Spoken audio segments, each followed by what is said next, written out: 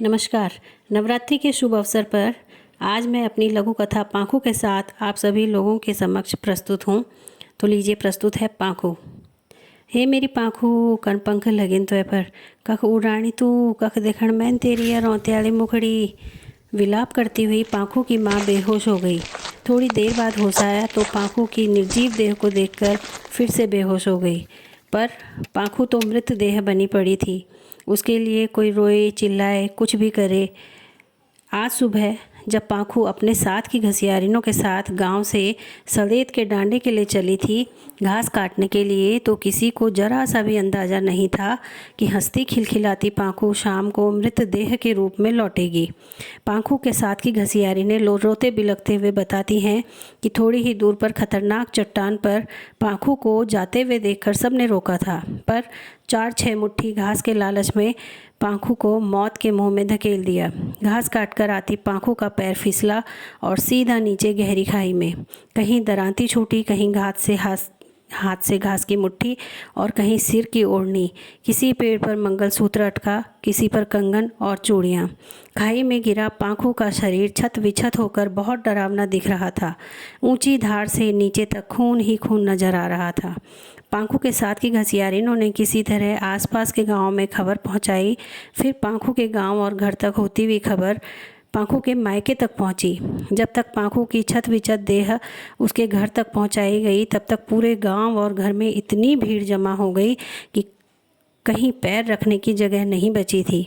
कोई कहता कि बेचारी अभी उम्र ही क्या थी, कोई कहता बच्चे छूट गए बेचारी के, बालू मरूं पर बाला की माँ न मरूं, कोई कहता जो बचलू सु रचलू, बच्चों की है कि माँ एजाली, पर रात की दई और मौसियाण बई, जितने मुँह उतनी बातें। किसी तरह रात भर पांखू की मृत देह को घर में रखकर सुबह अंतिम संस्कार की क्रियाएं संपन्न करवाई गई। पांखू का बड़ा बेटा 5 साल का, दूसरा 3 साल का और सबसे छोटी बेटी 1.5 साल की। 5 साल के बेटे को गोद में रखकर उसके पति ने सब धार्मिक कर्मकांड संपन्न करवाए। पांखू के पति ने अपने तीनों बच्चों को ऐसे पाला जैसे चिड़िया अपने चूजों को। वक्त बड़े बड़े घाव भर देता है। समय बीतने के साथ साथ पांखू के बच्चे बड़े हुए। पांखू का बेटा 25 साल का हो गया और फौज में भर्ती हुआ।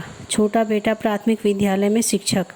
पांखू की बेटी बिल्कुल अपनी माँ की परछाई, पांखू के जैसी ही सुंदर, मेहनती, करुणामयी। पांखू के पति को मानो उसके जीवन भर की तपस्या का फल मिल गया हो। जब पता चला कि पांखू की बेटी एमए करने के बाद विदेशी फेलोशिप के लिए चुनी गई है। घर के सभी कार्यों में कुशल पांखू की बेटी घास काटने से लेकर कलम चलाने के हुनर में माहिर।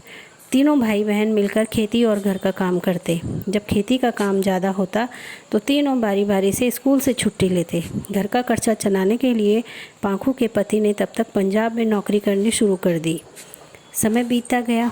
पांखू के तीनों बच्चों के विवाह हुए, घर गृहस्थी जम गई। फौज की छुट्टी में घर आए हुए पांखू के बेटे की जब अपने छोटे भाई बहन से बात होती तो हर बात का मुख्य शीर्षक होता कि उनमें से किसी को माँ का चेहरा याद नहीं। बड़ा बेटा कहता धुंधला सा तो याद है।